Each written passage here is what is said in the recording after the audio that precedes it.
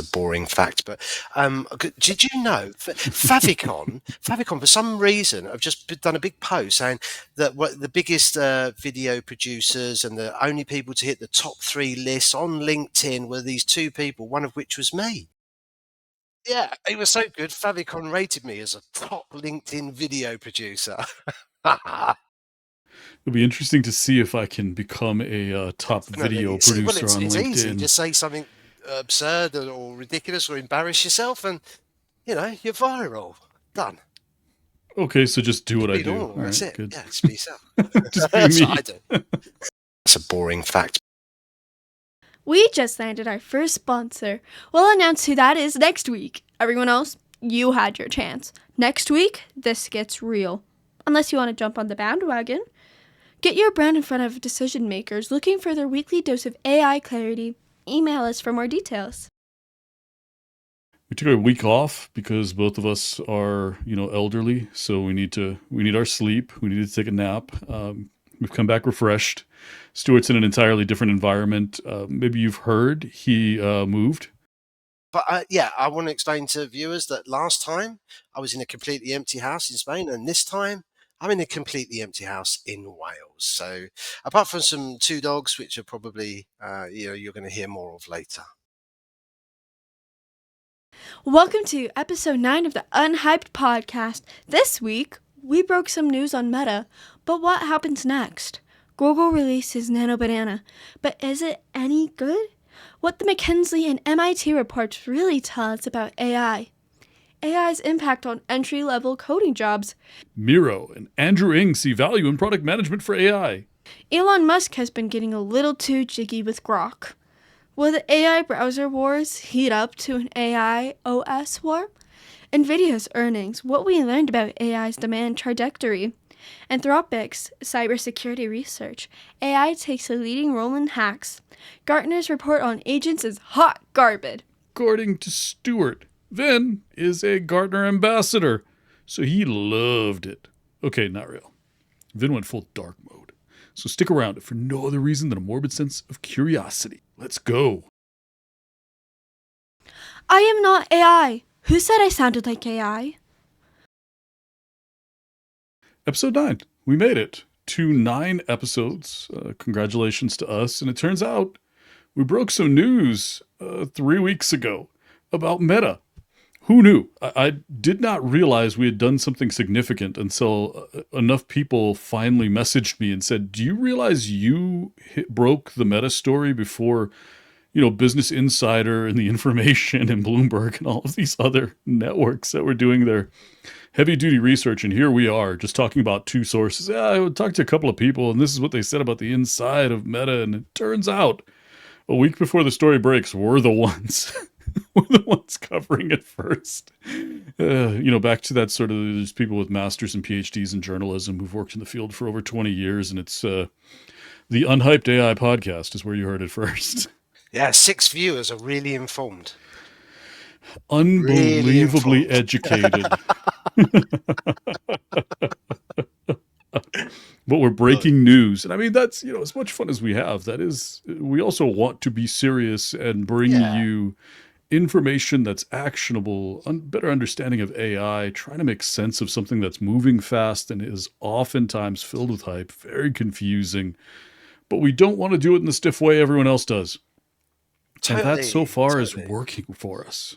Yeah, and I just came off like a webinar I think I was asked to do with in a specific industry, not related to AI, but an important one. And they when I sort of pressed for what are their concerns, it is exactly what we're trying to do, which is kind of help people cut through the hype, keep them informed. It's moving so fast, they're overwhelmed, they don't know what to do, they don't know what they're looking at, they don't know what's true, what's not, and it's just kind of some clarity. That's what people are craving, and that was of all of the concerns on their plate, that was the biggest.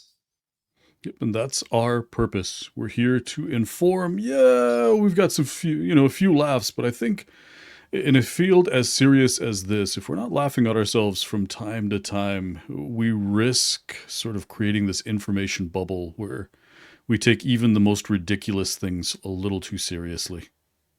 Absolutely, and I don't think there's any other way through this hype but to have a bit of a No, laugh. So, you yeah, definitely have to for laugh through it, or sanity. else Yeah, crying begins. That's when the sobbing starts. in the corner. It Yeah, wouldn't be the same podcast, with you guys sobbing on come on, it's coming at some stage. You know it is. it. All right. Nano Banana.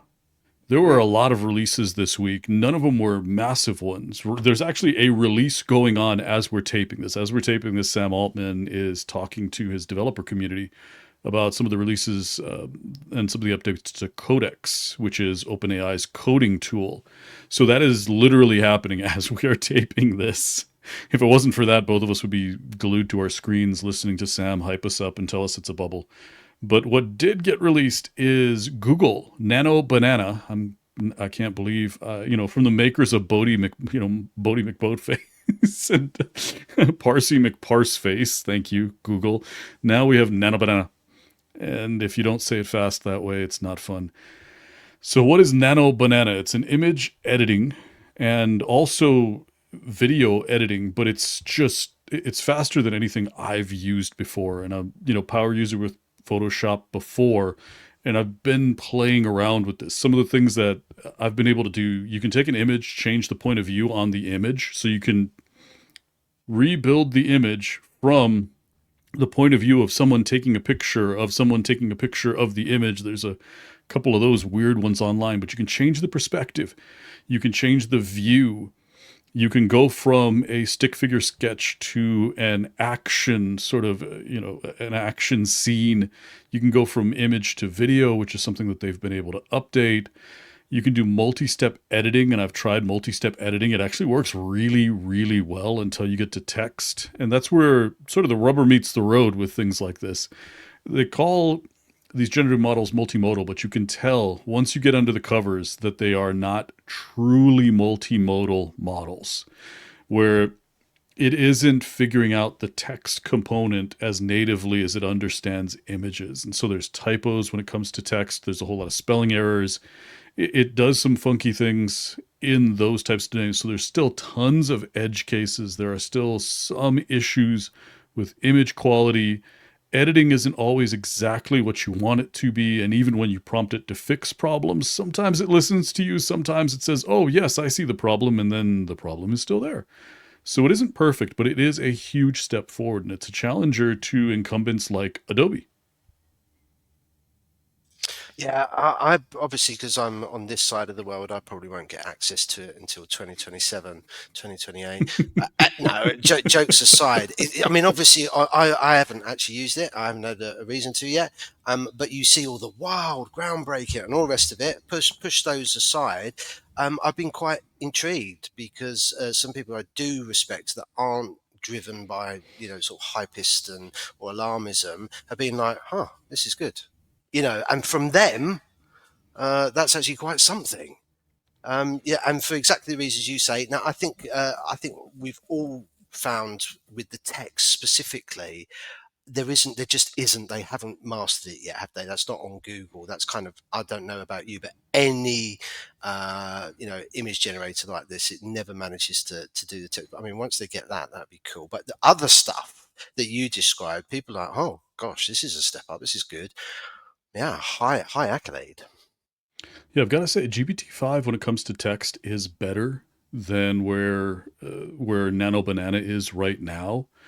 But as far as everything else, we're looking at Google sort of, as a stalking horse to OpenAI, and their models have almost near parity.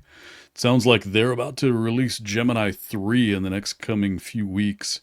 So we may see them truly hit parity, where GPT-5 and Gemini are on exactly the same rung when it comes to large language model capabilities. But like we always say, smaller language models for right now for the enterprise make more sense because we haven't figured out how to do the one big model to rule them all. And until we do and bring the cost down significantly, small language models are still going to win, even though this is definitely an improvement. This is definitely going to be something that we're going to see a lot of disruption from, because some traditional enterprise SaaS companies, that used to rely on, their entire suite of software now is slowly being encroached on by these large language models. Totally agree. Obviously, especially with the small language models for the enterprise being the future. Gemini is a dark horse, isn't it? It's very intriguing to me. I'm not a big user of Gemini, but more and more, it's really strange, Vin. The more niche the research paper that I read, when they always do the same, large language models against each other. On the very niche things, Gemini keeps doing supremely well. I did one which was very, very odd, which was analysis of borderline personality inpatient testimonials. Yeah, I know, through a phenomenological lens, believe it or not. GPT completely failed. Another one did middling. Gemini, blinded experts were convinced it was a human analyst, a human physician, a human expert that had gone through this, with the fine tooth comb. So it's very strange. Gemini is a dark horse. It seems to have odd superpowers that the others don't, and I think we're going to see more of that emerge, which would be interesting because it's all very samey a lot of the time. Yeah, looking at differentiators, any differentiator Mm. at this stage really makes a huge difference. Let's move on. Talking about McKinsey came out with a report recently. MIT came out with a report recently. The stock market in the US went, and then bounced back. Whoa, what's going on? What are we doing? Oh man, the McKinsey paradox and the MIT divide. McKinsey paradox. Literally, I think the MIT one. It came out during that period where I was travelling from Spain to the UK, and I took a few days off LinkedIn. Amazing, I know. But when I came back, I literally thought everybody's lost their minds. I go away for 10 days and everybody lose their minds. But let's cover it very quickly because there's some really, really interesting stuff. I do not want to get dragged into the methodological side of MIT or McKinsey's. That's for other podcasts. Let them deal with that. Let's just take out what we can from what they did. So McKinsey's paradox: 80% of companies say they're using Gen AI, but 80% are reporting no material impact on earnings. Okay, that's a pretty big deal. MIT divide, that was the McKinsey paradox. MIT divide: 95% of the projects deliver no measurable ROI. So we're seeing a very broad pattern here. Big adoption. Adoption is not the problem, but revenue and P&L very much is. So what's going on here? There was some success. Let's take MIT. 5% do scale extremely successfully. And why? Now, what they found was pretty much what we expected. Together, these reports touch the same thing, which is that we are focused on scaling what I would call the thin layer, the co-pilots, the chatbots, and they've not really moved the needle on anything. And what did MIT find? When you verticalize, when you work across the workflows, when you do the hard work, not flashy co-pilots, but workflow specific systems. What have we been saying, Vin, for how long? And it's back office stuff as well. Finance, procurement, operations. They're seeing 20 to 60% gains, not shaved minutes. Now that's significant, but are people prepared to put in the hard work? And it is hard work. Now, in terms of what's separating them from MIT's perspective is that it isn't the model for them, it's whether the system learns, retains feedback, adapts to context, improves over time. So effectively, if it can't retain anything, it doesn't retain your ROI either. And there's a big thing of folks trying to push for a heavy customization. They're not just taking the shiny demo anymore. Yay, finally. They want integrated with workflows. They want memory. They want context. They want it to learn. They want it tightly integrated with them, and they are seeing success. Another problem, MIT, is that businesses are just moving too slow in relation to their employees. Employees, as we knew all along, are not waiting for official tools. 90% are using tools, personal AI tools for work now, when only 40% of firms have official licenses. Okay, so again, we're seeing this big gap between how fast the companies are moving, how fast the employees are moving, and none of that. We know that creates a terrible problem with shadow IT. It also misses the opportunity for that kind of seed bed of innovation. But then we're pushing out the message, aren't we? We're saying, yay, adopt AI, yay, AI is going to destroy your job. So it's a tricky situation, but there was lots and lots of really, really interesting stuff there. I think the take home from it, stop buying AI stationery, start redesigning workflows. And yes, McKinsey went as far as to say agents are the lever. They're not the panacea. They're not the elixir yet, but only if you re-architect processes and govern the sprawl. What have we been saying, Vin, for a long time? It's like we know what we're talking about because we're building in the field. That's been my thing for several years now, is it's really important to listen to voices who are building, who are delivering, who have a track record of success. Because the other voices in our field, yes, we love the enthusiasm. I'm glad we are opening the doors to more people and more diverse perspectives. But we shouldn't be making multi-million-dollar bets based on the opinion of someone with more social media experience than AI experience. And I think this is really the challenge that's lurking under the covers, is we have so much hype. And it is so easy to look at that and say, well, everyone seems to be going this direction. We need to as well. And it's very easy for a business to stop being directionally correct when they start following hype, because then it's technology leading the business instead of the business leading technology.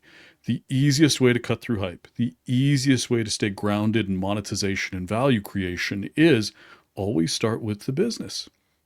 If you start with the business, you're aligned with value creation. You're also aligned with your existing competitive advantages. Then you add AI and you say, what can we do now that we could not do before? And as soon as you begin thinking in those directions, what does AI enable that was not possible with previous technologies? That's when the opportunities open up. And these opportunities are going to be not only aligned with the business, but they're going to be pragmatic. These aren't things that are, sci-fi driven.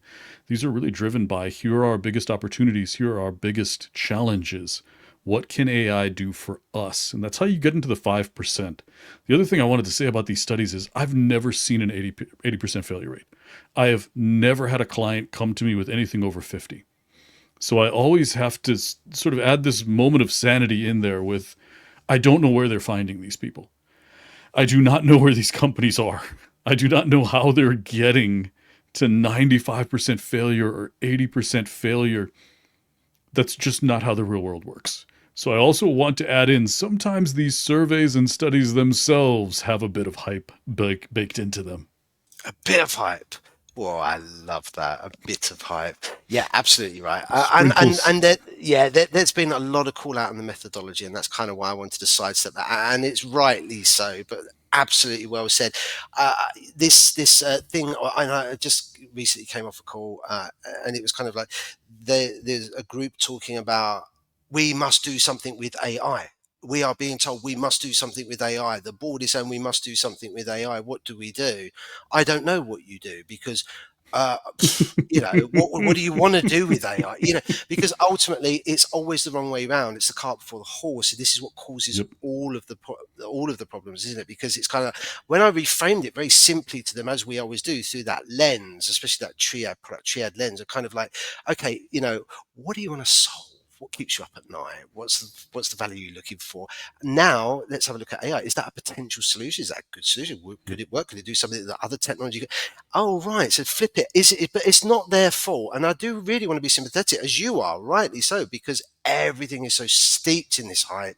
Everything is so that all you see is the technology. And as the famous quote from you, and I've said many, many times, if we focus on technology, what do we get? More technology. If we focus on the business of customers, what do we get? Business of customers. So yeah, it's a tough one for everyone, and I am sympathetic with them. Yeah, I get why, but there is now, the solution's simple.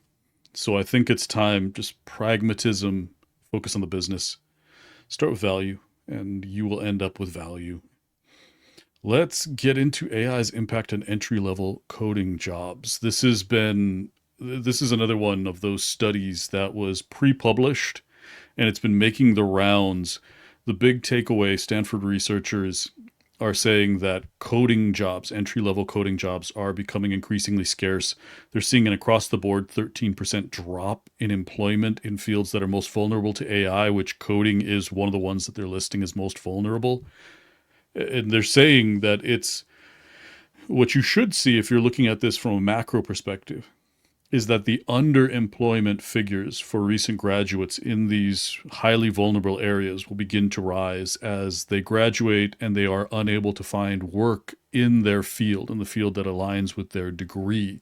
Computer science, historically, yes, it does have a high level of unemployment for recent graduates, but it has one of the highest alignments with employment in your field. So being fully employed versus underemployed, where you can't find a job in your field, it's one of the best for that.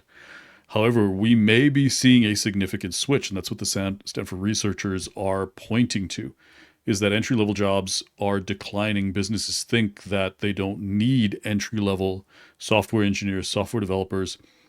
They heavily prefer mid-level, but especially more experienced. The challenge is my generation, sort of our generation of software engineers, we've already moved on to a completely different career track. The amount of coding and development that I do now, I would say it's 20% of my role, maybe a little less than that some weeks.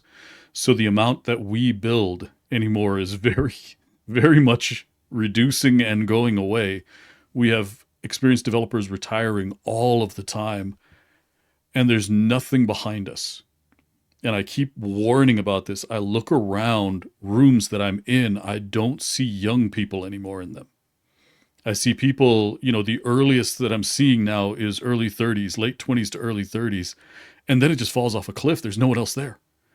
So we're looking at a few years from now having a major workforce shortage. I know we're all thinking, okay, AI is going to, no, it's not. AI is an augmentation paradigm, as we've always been saying, and this is a really dangerous trend. Yeah, well said. And of course, that's development, that's coding. So you think, oh well, this is just a purely hard technological sort of industry disruption. No, I mean it was only about 6 months ago. One of the big four consultancies, I can't remember if it was an internal thing that was leaked or an external thing, or they just made a faux pas in saying it out loud. I can't remember, but it was, we don't need to hire junior consultants anymore. We can just have agents. Marvelous. So what are you going to do in 10 years time when all of your veterans have retired, and you have this sort of like this huge gap? Well, the big response to that was they won't care because they're already retired. I guess that's one way of looking at it. Me and you are not wired that way, thankfully. But people are just. I'm not going to say people like I can generalize for everyone. Some people really do see it and really do care. Like us, but many don't seem to. They seem to be wandering into this without any kind of forethought of the future, which I find bizarre. It really is. So I hear product management's coming back in style. I heard maybe there's some people talking about product management. You want to take another study, and one of the godfathers of AI is a convert to the Church of Product Management He is. and latter day strategies. They strategies. Yeah, I'm stealing that. I'm having that one. Well done. I never know how to pronounce his name. So is it Andrew Nig or Andrew Ning? Andrew Ng. Andrew Ng. Thank you. Thank you very much. Yes, we know he, as you say, is godfather of AI. I've spent a lot of time with him on his course, not in person, when I started out. And he is a big proponent of product management.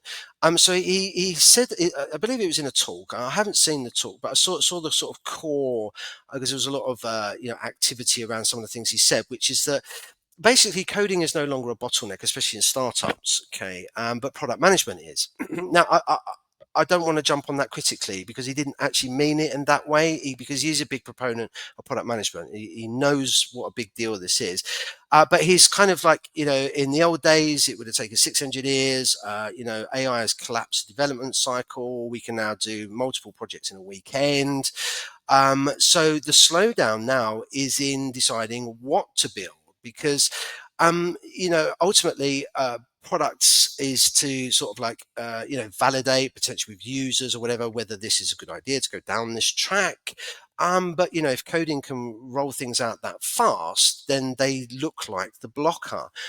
And I'm not being critical of him at all, because he's much far more nuanced than some painted him to be in this respect. But I would really say that product management was always supposed to be this kind of blocker. This way we have digital pollution, because they became, as I've said before, sort of task monkeys, Jira ticket monkeys, whipping the developers, move faster, more feet. I don't blame them at all. I think it's a fun. But the thing is that we have this digital pollution because the world of product management is just so misunderstood. It's tragic, because there's no incentive for saying no. There's no incentive for sort of saving the company millions it wasted going down the wrong way. No, just pump it out faster, do what you're told. And it's a shame. And obviously, I think development's gone the same way, which is a shame as well. So what we've ended up with, we could potentially end up with, is even more acceleration of this polished junk going into the world, because it's like, especially with there was a Google head of product. It was like, we're not doing writing anymore. We're doing everything through prototypes. Well, the trouble is with prototypes, they can look very convincing. There's no, well, there's a lot of prompting may have to go into it. There's, that thinking through things, whether they should actually be in the world in the first place, but it's never been valued. But that, it really interests me, because at the same time as that, there was the Miro report. And it looked at sort of developers, designers, and product management specifically, to find that product managers are actually the least likely to use AI. Quite low down compared to engineers and designers, which kind of was quite surprising when you think that product managers are going to be responsible for shaping AI, but are the least likely to adopt it and don't seem to be looking to AI for their craft at all. I've got a lot of opinions on that. I won't go on and on about them, but I understand there's a lot happening here. And that's because of the devaluing of the role itself as well. But it's kind of, we're seeing gaps here. We're seeing acceleration in some areas. We're seeing, wasted cycles, as some are calling it, with PMs in others. It's a really tough situation, but I think that there needs to be a role reframe. PMs were never supposed to be delivery monkeys anyway. They were judgment makers. The bottleneck seems to be around decision, the ability to make decisions, So what we need is, I'm calling discernment the new velocity.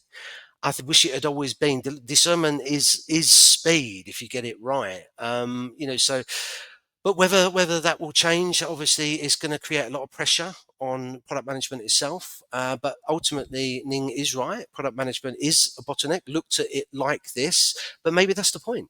Because without judgment, AI just builds crap faster. With judgment, it builds what matters. So there's a real balance, as always, and ironies and paradoxes and tensions in all of this. Yeah, AI amplifies whatever it finds, and software engineers do the same. If they find dysfunctional processes, they're going to amplify those dysfunctional processes. One of the biggest problems I see is that companies will go in and start automating everything. And instead of asking the question, does this workflow provide value, and how does this workflow have to change in order to integrate technology, they just say, we can automate it quickly, so let's do it. And you find out months, years later, that all of that was wasted effort because, well, the process as it was built was dysfunctional to begin with. It wasn't delivering the value that the business thought it was. And the better approach would be to re-engineer these processes. And what you're finding when you do this exercise inside of a business, you see so much consolidation happen. And one of the areas I think we can consolidate significantly around is really this, and I know this is sort of sacred ground that I'm about to walk on, the agile component of it. Engineers can handle the majority of the task master, task monkey, Jira monkeying that's necessary. It's the discernment, exactly what you said. What should we be building? How does technology create value for the business? If you can get the answers to those types of questions into your engineering organization, if everyone starts asking, how do we create value with technology? What are our highest value workflows to augment internally? What are the business metrics, not the model metrics or the accuracy metrics? What are the business metrics that we are trying to move the needle on? If they can start asking, does the thing that I'm working on move this needle that the business cares about? And does it move it enough for them to care about it? Am I making a contribution, or am I taking up time? We have to see this in terms of sort of loss and opportunity cost. We should be working on the highest value opportunities, not just a valuable opportunity or an opportunity that could potentially deliver value, which is even worse. So you are absolutely spot on. We need this sort of monetization, value-centric thinking to make its way into the engineering organization. We need to consolidate out a lot of these process management roles where it's process for the sake of process. And we need to bring in an entirely different definition of what product managers do. They are building strategy. So product managers should, if you add them to an organization, you should see more valuable work come out the other end. There should be KPIs that you can point at and say, this is the ROI of having product strategy in place. This is the ROI of having a product manager in place. And if you can't make that map, you're in a lot of trouble. You sort of fall into that cost center category. Yeah, absolutely. It's it's so weird because if you look at the MIT and you look at the McKinsey, which I was talking about earlier, it does come down to process redesign, process re-engineering. So many people, and I've said it as well, AI is actually the best opportunity of AI is the ability to look at processes and say, should they exist?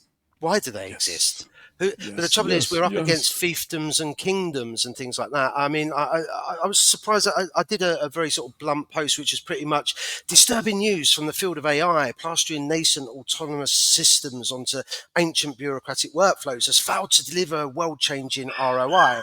Experts are at a loss. Sorry, mate. Who knew? More updates and 100-page reports to follow. You know, it's kind of... Who knew? Because that's the essence of the actual reports, you know, and it's like, but we're not taking the opportunity, and then we're getting the stat. This is why we've got these big stats saying there's these huge failure rates, because all we're trying to do is plaster over with technology over these broken workflows and broken processes, and all we're doing is automate, as I always say, automating the dysfunction at speed. And exactly to your point. So, but I don't know when folk are going to wake up to it, because that's the hard, slower, let's be wiser rather than vibe code faster and do everything fast. Let's take the slow, wise, mature route. But who knows if that will actually happen. Bit of levity, kind of breaking things up a little bit. Elon Musk, he's been getting a little too friendly with Grok. He has been resharing some fairly inappropriate anime that Grok has been creating, which opens the question, I mean, is this their differentiation strategy? Grok will allow you to create inappropriate stuff. You know it is. Come on. He knows it is. We know it is. Wow. Is Grok's true competitive advantage will let you build whatever you want to on it, no matter how crazy or inappropriate it is. You know this is their differentiator. They've got an ICP. There's no doubt in my mind. I am not describing that ICP, but you know they've got one. Differentiating Grok by saying it doesn't matter how inappropriate your fantasy may be, bring it to Grok, we'll bring it to life. I think that's the selling point. They've got an ICP. If you look at tech, they've got an ideal customer profile. Yeah. And I am not describing who that might be, because I dread to think, honestly. Back to being serious. AI browser wars. We are starting to see more and more interest in browsers. Perplexity's Comet obviously is the first substantial AI browser offering. Chrome looks like it's hard on its heels, and we'll probably be seeing something soon there. OpenAI, there's rumors of them having a browser, and literally everyone and their cousin is saying if Google is forced by the US government to sell off Chrome, truly everyone and their cousin is saying, I'll buy it. We will buy it. We will take it. We'll do it. You know, how much do you want? We'll pay it. So this is a serious competitive advantage. And I think it's worth explaining the paradigm behind it. Why are they all of a sudden showing up? And this is something you and I have both talked about significantly. It's this construct of getting as close to the intent as possible. And there's a number of different reasons. One, obviously you want to serve that intent, but something that I call agentic I/O is intent outcome. So instead of input output, now with the agentic paradigm, we've changed that slightly, and we're talking about agentic I/O. Input now becomes intent, output becomes outcome. And that is the data gathering paradigm, but that's also the agentic workflow serving paradigm, where I don't come to Chrome to use Chrome. I don't come to a browser to use a browser. I have an intent. Sometimes it's an information intent. Sometimes I want to buy something. Sometimes I want to be entertained. All of these different intents are the reason we show up online, the reason we come to our computers. And if you can get data about the workflow that takes a user from intent to outcome, you can engineer agentic solutions that enable that. And you've talked about this significantly. These companies need to move closer to the point of intent. And, I come at it from the data and in that sort of data and information engineering aspect, where they need access to this information, and most of the AI labs simply don't have it. So the browser wars are a very interesting piece. I'm keen to hear, what do you think about the intent side of this? Are they going to, with browsers, get close enough to intent to do what they're supposed to do? Or are they going to need to go all the way to the point of delivering an AI-first OS? Yeah, excellent. I love this subject, as you know. The first thing to say, just very quickly, is browsers are not as easy as people like Perplexity think. They are immensely complex pieces of architectural software work, and they are incredibly hard to secure. And that was proven. I don't know all of the details because I didn't get into it too much, but Comet, which was Perplexity's, somebody managed to just put a bit of snippet of code on Reddit and had Perplexity go out and do something, and it did something quite naughty through the Comet browser. So these things are very, very difficult. So you can understand why people would want something that's fully baked, like Chrome. Building your own is tough, even starting with open source versions. But anyway, that aside, yes, exactly, intent. What folk probably don't realize, and this is only from research papers, so you're not going to see this kind of on LinkedIn and all this, well, unless you're reading my rubbish, but is that really browsers are looking to be an intermediary step to detect intent, to build workflows, exactly as you said, but not the future, potentially. And this is why some of these reports now, you're starting to see the agentic web, or you're starting to see terminology around that, which is kind of post browser, which is kind of hard for us to get our heads around. But then you get to another interesting point, which is whoever owns the agent owns the intent. And that is an extraordinarily powerful place to be. So who gets to own that? And that's the race that's on at the moment. Exactly as you say, can we get the data from the browsers? From that, we can get the intent. We can build the agentic systems and bypass the browsers altogether. But that does necessitate, by the way, folks, a complete rebuilding and re-architecting of the web as we know it.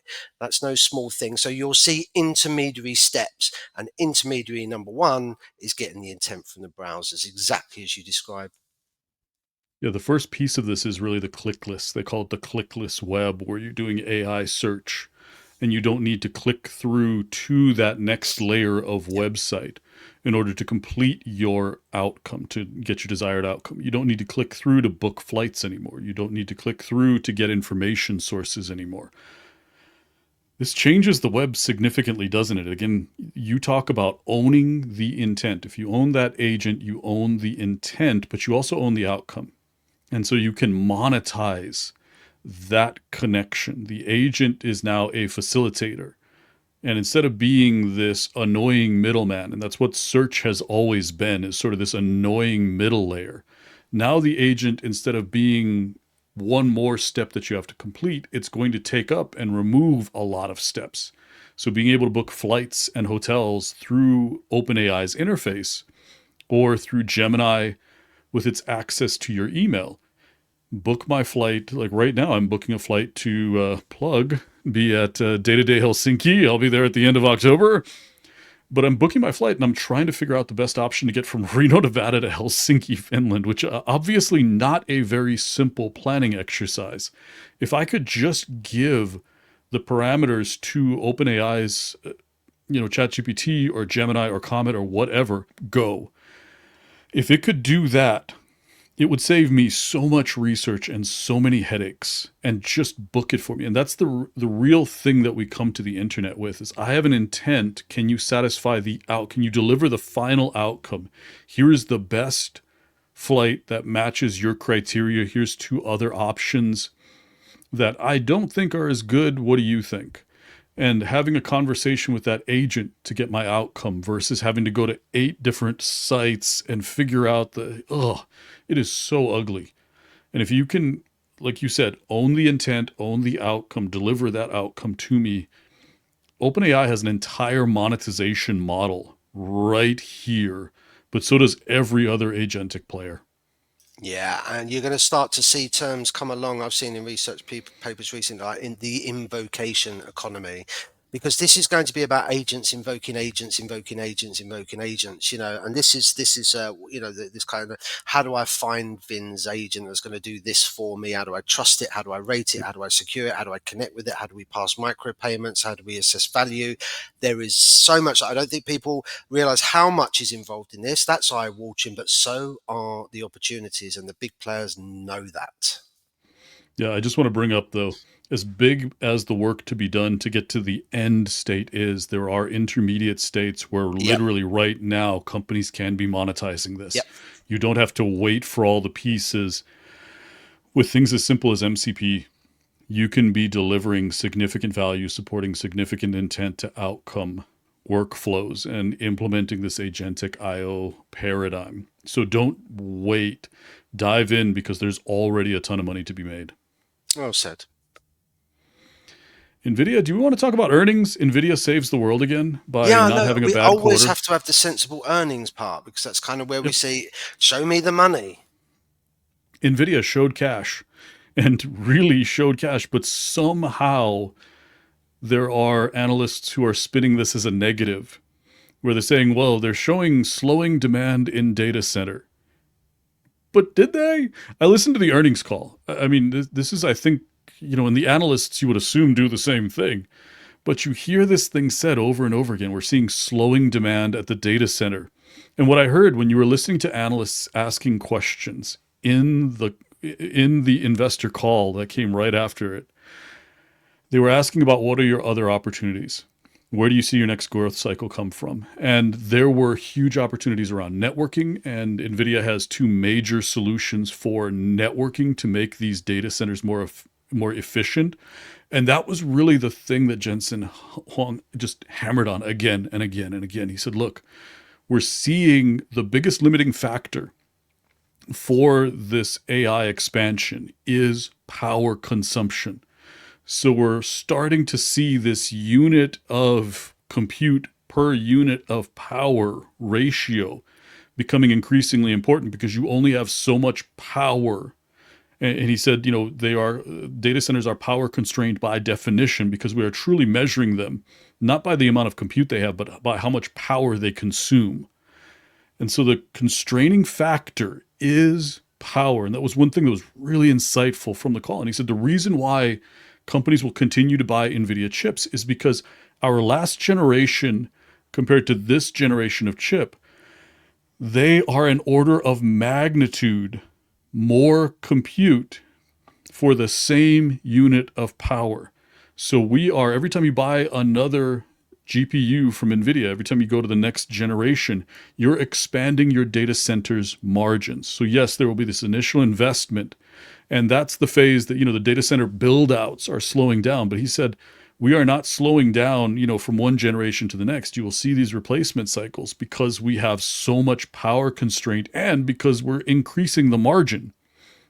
He said, but there's also a market for the older chips running inference. And he hammered on reasoning models. He said, look, reasoning models now make multiple calls instead of one call to the LLM, which means inference requires more compute. And I listened to the CEO of CoreWeave, who said we've kind of hit a tipping point. It used to be that the majority of the workloads in data centers were the model training, but now inference is taken over. It is over half of the workload that CoreWeave is seeing in their data centers. And so Jensen's saying, look, this is the bigger, inference is a far bigger cycle than just the data center and just the model training, which everybody's been sort of staring at. He said inference is actually much bigger, and not only for our new chips, but also our old chips. That gives those chips legs. And so there is longevity. You can get to significant ROI. He's said in the past up to 4 times for every dollar invested in an NVIDIA GPU. The hyperscalers are seeing $4 of ROI back, which is a pretty significant number. He also made sure to highlight robotics. He said they've delivered the Thor platform, their system on a chip SoC platform.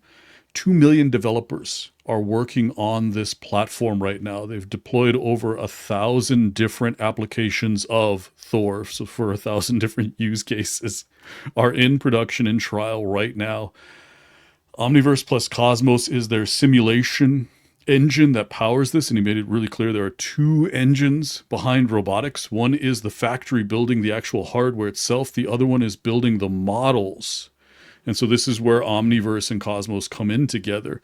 And they're partnered up with Siemens, who's basically redesigning the factory floor of the future, that with AI automation, using Omniverse and Cosmos to build it all out and really evolve not only their, but also their customers' factory floors to be this AI-driven, automated factory of the future. And he's saying, look, this is the next cycle, and it's even bigger because we're going to get to double dip. You have the hardware for the robot itself, and you have the hardware that's building the models and serving inference in some cases, not all. So they're going to be able to not just get one out of robotics, it's going to be double. Robotics, when it comes to the scale of the robotics deployments, it's huge. It's mind-boggling. And they're partnered with every major robotics company from Amazon to, Meta is a partner when it comes to robotics. Who knew Meta was doing robotics? But now we do. Companies like Disney are doing robotics. So this is an order of magnitude larger, potentially, than our current AI boom. I'm going to be frank. Jensen has already proved he can peer around the corner a lot better than his competitors and others. So at this stage, I'm not going to doubt him. Yeah, it's amazing how much they've got lined up. All right, let's go to Anthropic, their cybersecurity report. Who knew Anthropic's in the cybersecurity business? I guess everybody's doing something different these days. And Anthropic is now in cybersecurity, trying to create the framework. And this is something I know is kind of near and dear to your heart. Yeah. Creating the frameworks for cybersecurity for agents. And they're saying, they just published a report this week that's making it clear AI is taking a leading role in agentic hacking. It's now a real thing. Hackers are adopting this. So the malicious actors are adopting it faster than defenders are adopting it. They're offering no-code malware. Yeah, that's what we want to hear, right? No-code malware, AI-generated ransomware as a service. That's awesome. That's not what I wanted to hear this week. Those are words I don't want to come together ever again. And they're saying it's lowering the barriers for malicious actors. One person, instead of the entire teams, one person can do the same damage as a team if they're utilizing AI tools, and they are doing it. They're using AI to attack and create semi-autonomous attacks where the AI is just figuring it out. As they say, it only has to be right once. Defenders have to be right every single time. And ESET just discovered the first AI-driven ransomware program. It uses an open source LLM from OpenAI. Thanks, OpenAI. You open source a product, and immediately, what do we do with it? The worst thing possible. So thank you for that open sourcing. And that's what's behind this automated ransomware. It, truly AI-driven in the wild, just running and locking people's computers down, which, again, not stuff I ever wanted to hear. It is the stuff that keeps you up at night, isn't it? It's Yeah.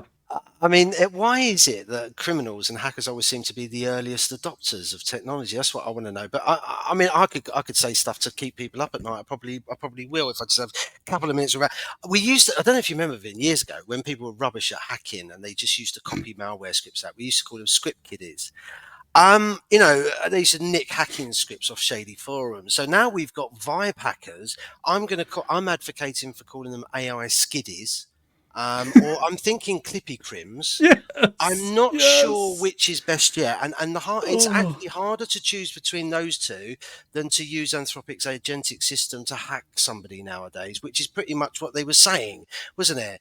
An entire ransomware crew, effectively from reconnaissance, scanning, intrusion, lateral movement, detection, even skinning up ransomware notes, encrypting everything, and demanding crypto on a sort of claude.md file. I mean, goodness me. A lot of people are trying to play this down, understandably so.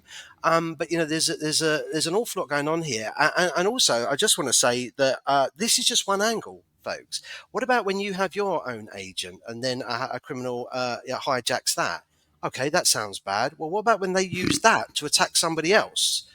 Okay, that sounds really bad. What about the organisation who put an agent out that's connected to internal data and workflows, forgot all about it, or someone left? They never had permission anyway. And the hackers out there, oh, that looks interesting. I'll take that over. I mean, this is the world that we're going to. I could go on like this, but I don't want to scare everyone to death. But and I do try to be sort of have some levity about it. But we do have a lot to consider here. But the cat's out of the bag, and I'm tired of being called a boomer and a Luddite, so I'm just going to stop there. But the danger's real. I mean, every single danger you just highlighted is real, especially the shadow IT problem that you sort of danced around a little bit. That's the big one. Companies, like you talked about earlier, the shadow IT component of this is growing. If a company doesn't adopt it, their workers will. And with vibe coding, they are vibe coding their own agents. Exactly. Having one of those unsecured get taken over is not hard to pull off, but not hard to imagine happening soon. Exactly. I mean, there are websites out there that are just for putting in to search for servers or security cameras or all of that sort of stuff. I'm not going to name who it is, and very shortly I know that they've already got systems set up to look for MCP protocol that's out there on the web. Connect that to that and don't secure it too well. I mean, look, it took a generation for us to learn how to secure an S3 bucket on AWS, for goodness sake, and we're still seeing catastrophic leaks because people haven't secured that properly. That was supposed to be very, very simple. So don't tell me there's not going to be a few problems with us out there having floating agentic systems talking to each other. But yeah, that's another story. What could go wrong? Default ports, default passwords? Exactly. What could go wrong? Oh, It's man, never security's happened with such a hassle, though, It's forget that. It's never happened with like a Mongo instance being left out there. Never. No. I've never seen one of those unsecured. No, exactly. What's the username and password? Oh my goodness. What? Yeah. Admin Attached password to is corporate seriously? data making financial decisions on behalf of goodness knows who. Anyway. Nightmare fuel over. Yeah. You want to wrap up with Gartner? Yeah. Full disclosure, I'm a Gartner ambassador, so this is going to get me in trouble, which is a great reason to continue to listen. Let's watch Vin get in trouble with his Gartner overlords. I get these grumpy moods, some mornings, and it's kind of like, because especially when I've done a lot of digging, we've spoken a lot about agentic systems and what it's going to take and what the opportunities are.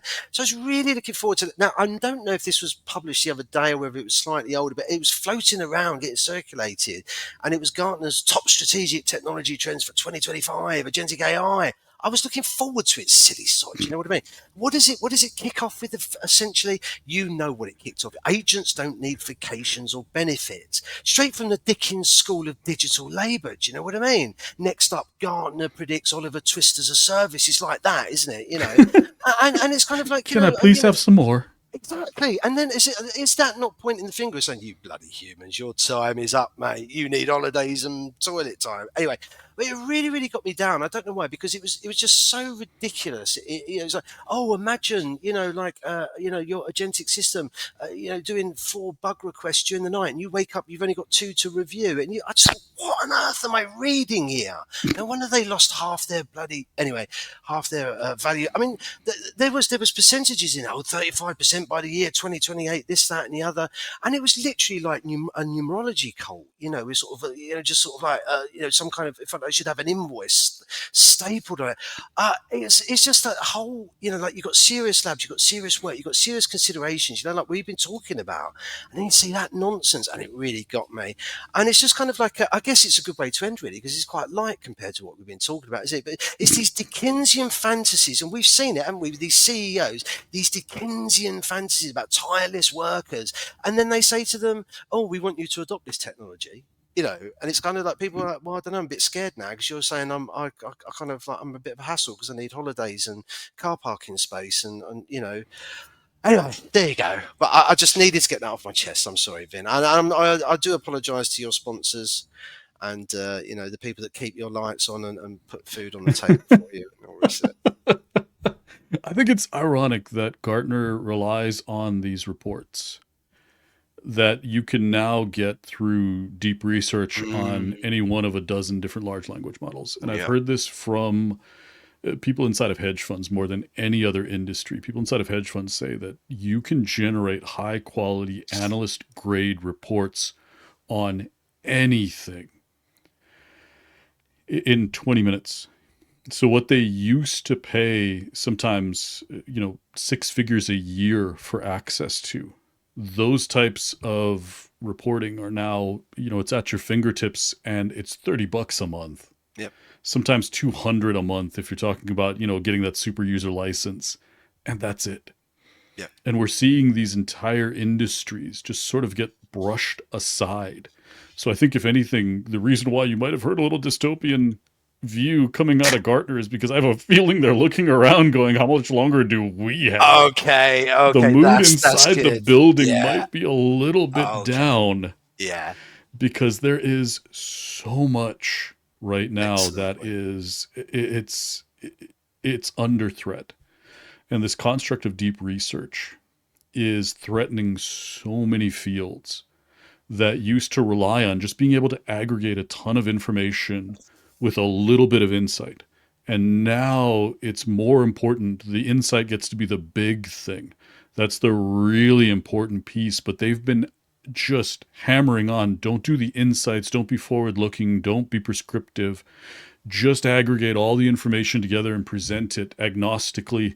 Get a couple of people, a couple of influencers to talk on this so we can get some quotes from these important sounding people and then ship it. And the problem is AI can do that.